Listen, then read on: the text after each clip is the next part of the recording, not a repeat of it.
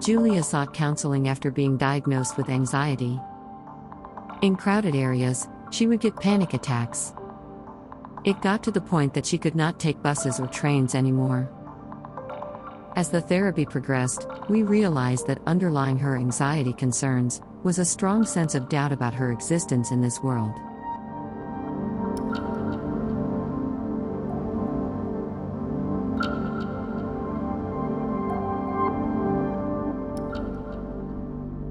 When I first came in for counseling, I think I was mainly struggling with anxiety and depression, but I think most importantly, I was having difficulty managing my emotions in a healthier way because growing up I had like self-harm tendencies.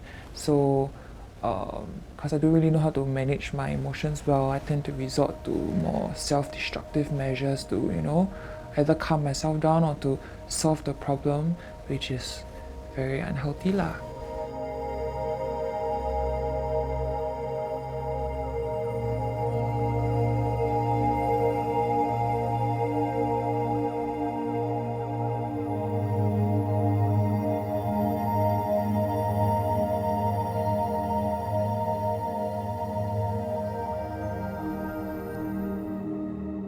I think when I was younger, let's say in secondary school, like when I'm faced with an issue or when I can't get something that I want, I'll feel very, very stressed up.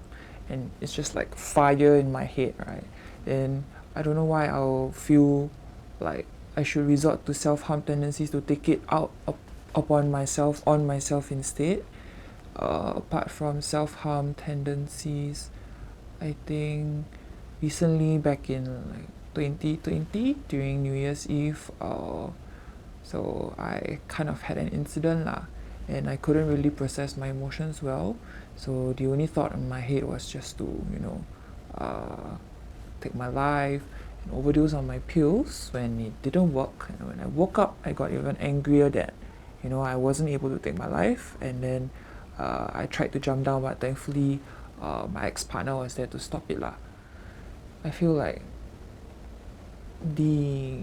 just that feeling of, or that fear of being not understood by people if I were to share it with others, because generally I feel that in our current society mental health is kind of a stigma or taboo, so I don't have an avenue to share my problems with anyone, or even if, let's say, if I share it with a friend, sometimes they're not really exposed to mental health.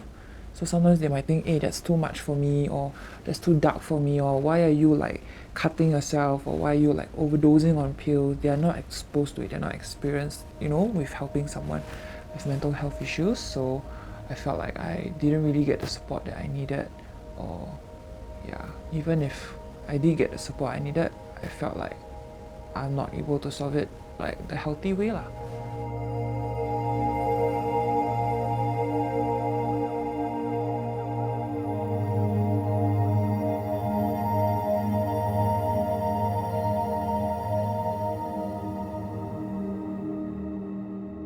To put it bluntly, I didn't really have a very, a joyful, happy childhood because I think that both my parents are also quite emotionally unavailable. So they, traditional mindset, they are also not really exposed to mental health. So when they exhibit like behaviors of like aggression, or they think, oh, it's normal, it's just a way of parenting. If I, beat my child up, or if I, hit my child often, it's a way to teach the child. But even stuff like verbal abuse, I'm not sure if you consider it that, but my mom has always been quite verbal with her words, and it's always been very demoralizing. And she's always made a lot of comments about my image, about my body. So growing up, that just made me feel very insecure, and just made me feel horrible about my body image. So I think that's one of the reasons that attributed to my anxiety lah.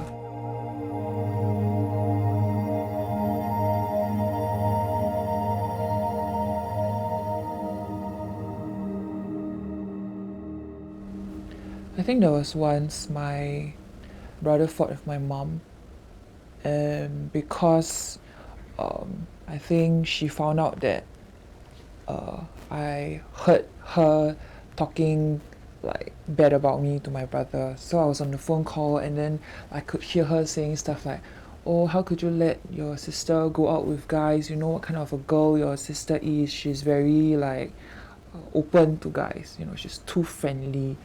Then so when she found out about it, like I think she actually tried to hit my brother and I lah. But yeah, it wasn't just like hit, it was like she really tried to beat us up. So I think I tried to call my dad. My dad is a very busy person, he's always not around. You know, the only thing he could do was to send my grandparents down. My mom locked herself in the room, we didn't know what's going to happen. So yeah, my grandparents came over, offered us to, you know, seek refuge in their house. But my brother went, I stayed because I was worried for my mom. She, you know, locked herself in her room lah. Then I just like sat outside her door for 2 hours waiting for her to come out. Then I think I was getting a bit sleepy lah because I waited outside her room for 2 hours. Then first thing she said after she opened the door and she saw me falling asleep, she said something like, oh, you like to sleep so much, then you might as well go and die lah. I just believe that I deserve to die. You know, having someone just like constantly nagging in your ear like, oh, you're a jinx to the family, you know, I hope you wake up in the hospital, you know, you're the reason why like my marriage is falling apart, or you should have never been born, I never wanted a girl, I wanted a guy, I wanted a boy. Yeah, so like when you hear that like almost every day, like you just grow to believe that you really are, you know, not fit to be born into this world lah.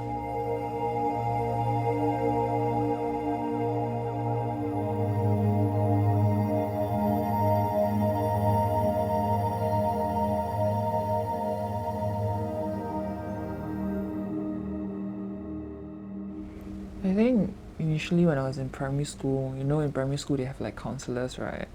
So when I hear like my friends going for counseling, I don't mean to be mean or negative, but you know, when we were younger, we would think, huh, she go for counseling, is she really facing a problem or she's just seeking attention? So that is the horrible stigma that we have about mental health.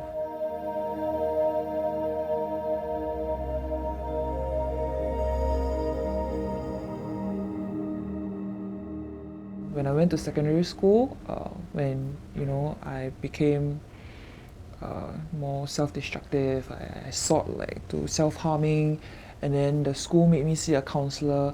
The counselor was just horrible lah. She, you know, it felt like she was judging me for whatever I've done.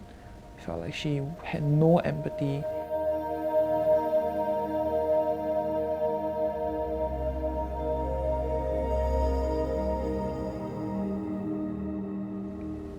When you know I grew worse during the circuit breaker period, then I realized, hey, I'm really like hurting the people around me. They're voicing out to me that, hey, your behavior there's something wrong lah. Like you are hurting the people around you and you know it, and you know that it's bad also.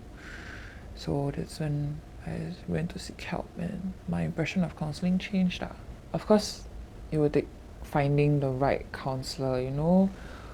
It will take time. You need to discover and go and do some research. But then I changed from someone that avoided those counselors in secondary school to slowly, you know, learning to open up, you know, to my therapist and learning to trust them, and you know, trying to learn how to divulge more of myself and not fear that the people around are gonna judge me lah. I feel like what I really enjoy in, you know, receiving therapy is when the therapist or my therapist had been very patient. There are no judgments, basically even no reactions to no matter how like horrible I think my inner thoughts are, or how horrible like the things I say, like stuff like, hey, I think I want to die, but like the therapist doesn't dismiss that, you know, and instead it's just he's all ears lah. you know, and yeah, he just made me learn more about myself and made me understand why I'm feeling this way. And it's not just like talking or listening, there's also like other stuff or other activities, like, oh, if I'm having anxiety, if I'm having difficulty breathing, and then there are like breathing exercises that, you know, my therapist will teach me. Or if I'm having difficulty sleeping, my therapist even sent me like voice records or voice memos of like better ways to help you sleep. Yeah.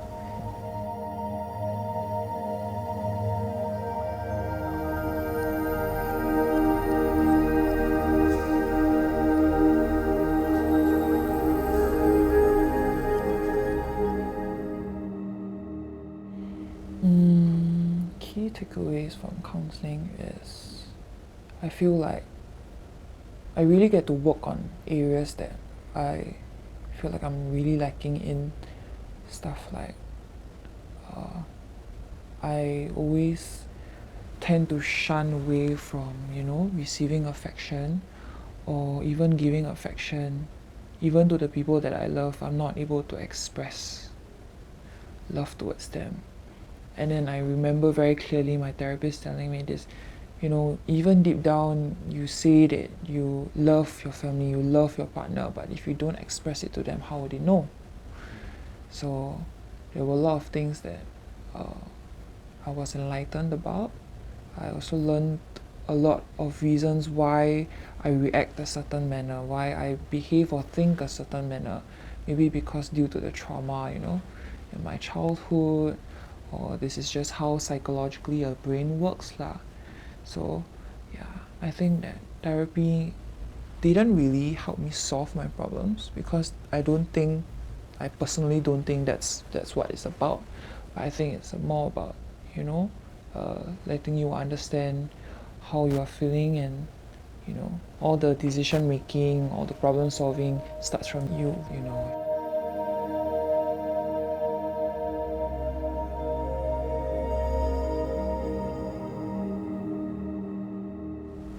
I'm just going to be straightforward. Just seek help. If you are struggling, even if you think it's very minuscule, or maybe if you just feel like, hey, maybe I'm just anxious, or maybe I feel sad like on a lot of days, but you don't have to be, severely depressed or anxious or like schizophrenic to, seek help. Like, seeking help is literally just, seeking a professional's, time and getting a listening ear. And it's the same, like, when we get like physical like hurts and stuff and pain, what do? We go and see a doctor, we get it treated. That should be the same for mental health as well lah. So I think that, there should not be that stigma on mental health and seeking help, and more of us should do it because I think a lot of us need it in our society.